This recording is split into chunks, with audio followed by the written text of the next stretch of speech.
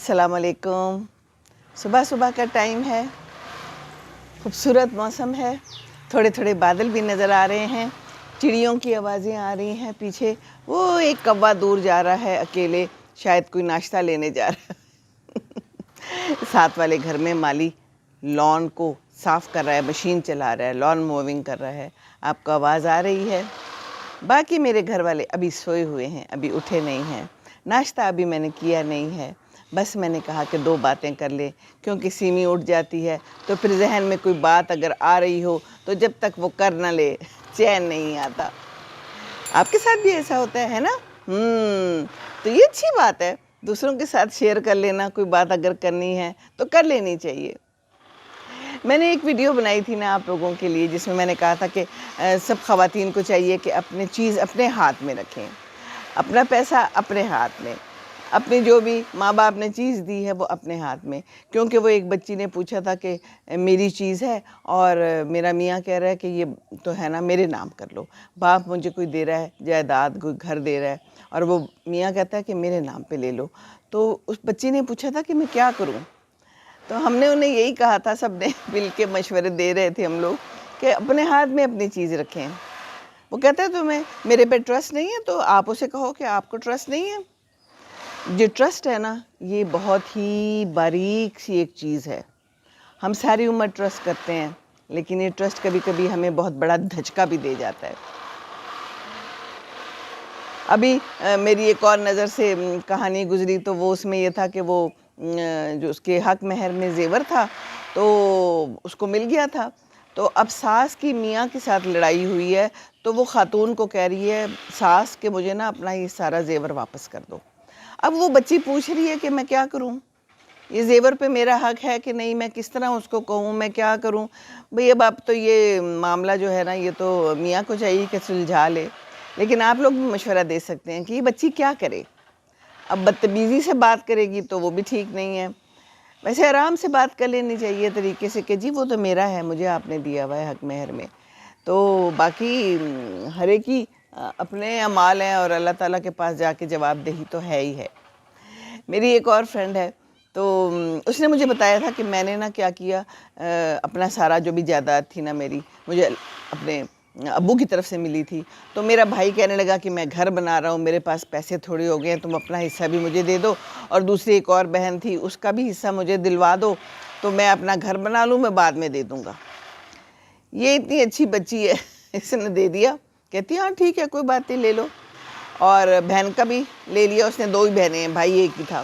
اس نے اپنا اچھا سا گھر بنایا, گھر بنا لیا, اور ہوا کیا, اللہ تعالیٰ کی طرف سے کہ وہ فوت ہو گیا. اب وہ تو فوت ہو گیا, گھر بن گیا, اب پیسے کون دے گا, پیسے تو ہیں ہی نہیں. وہ گھر والے بھابیاں اور وہ سب کہتے ہیں کہ ہمارے پاس تو پیسہ ہی نہیں ہے, ہم تو بڑی مشکل سے اس گھر میں بیٹھے ہیں, ہمارا تو اب کمانے والا چلا گیا.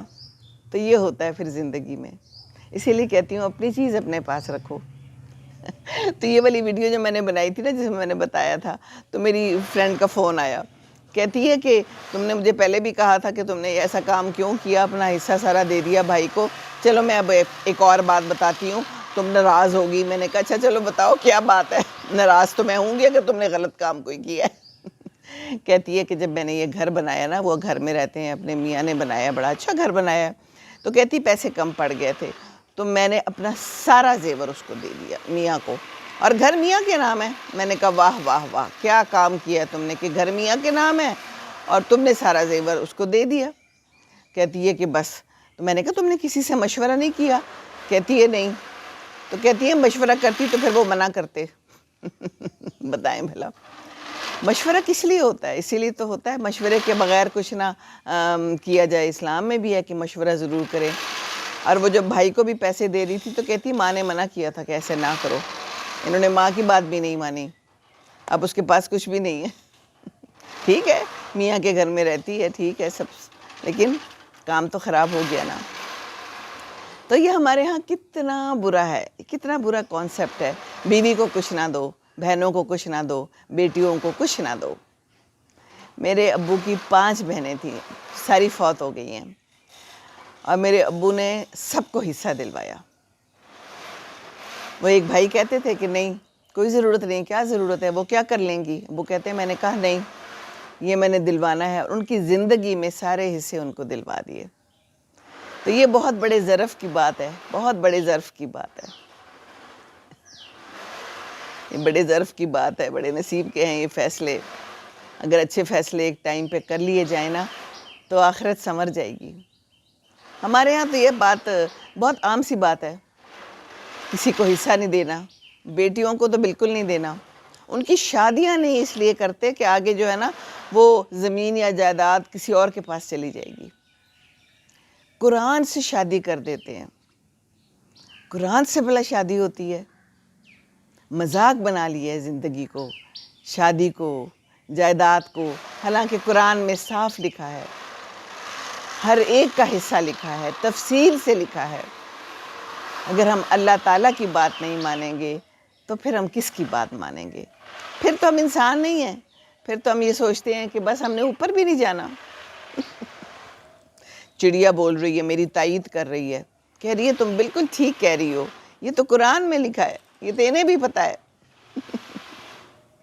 اچھا ہے ان کے پاس نہ جائیداد ہے، نہ کوئی مسئلے ہیں، نہ کوئی زیور ہے، نہ کوئی شادی پہ خرچے ہوتے ہیں، نہ سسرال والے ناراض ہوتے ہیں بڑی شادی نہیں کی، چھوٹی شادی کی ہے، ہمیں پیسے نہیں دیے، ہمیں کپڑے نہیں دیے، ہمارے فلانے کو نہیں بلایا ٹائم پہ، اس کو اچھا تحفہ نہیں دیا۔ کتنے بکھیڑے ہیں زندگی میں، یہ بکھیڑے کب ختم ہوں گے؟ یہ بکھیڑے ختم ہو جانے چاہیے۔ جو انسان سمجھے گا وہ یہ بکھیڑے ختم کر کے رکھے گا، جو نہیں سمجھے گا تو پھر اس نے تو کبھی بھی نہیں سمجھنا، ہے نا؟ تو جائیداد ہے نا، میں کہتی ہوں جائیداد فتنہ ہے، سچ مچ فتنہ ہے۔ زندگی کو ہم لوگ بڑے آرام سے انجوائے کر سکتے ہیں ان سب بکیڑوں سے دور رہ کے۔ وہ چیز میری، وہ گھر میرا، ہم زندگی ایسے ہی گزار دیتے ہیں، اور پھر ایک دم سے یوں ٹوٹ جاتی ہے تڑخ کر کے، پتہ بھی نہیں چلتا۔ وہ سانس کی ڈوری کس وقت کھینچ لے۔ تو ڈرنا چاہیے، ڈریں، حق دیں، ہر ایک کا حق اس کو دیں، اس کی زندگی میں دے دیں۔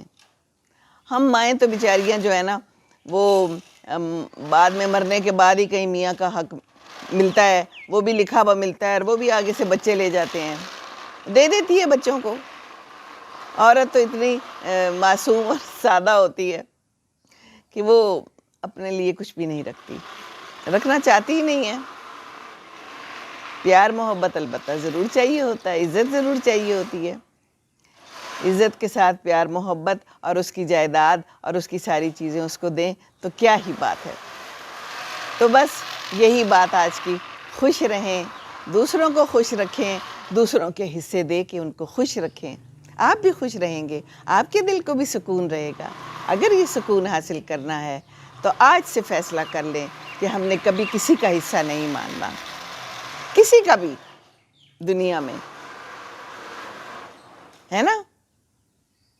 چلیں، خوش رہیں ہمیشہ۔ میری بہت سی دعائیں آپ کے لیے، دعاؤں میں یاد رکھیں سیمی کو۔ السلام علیکم ورحمۃ اللہ وبرکاتہ۔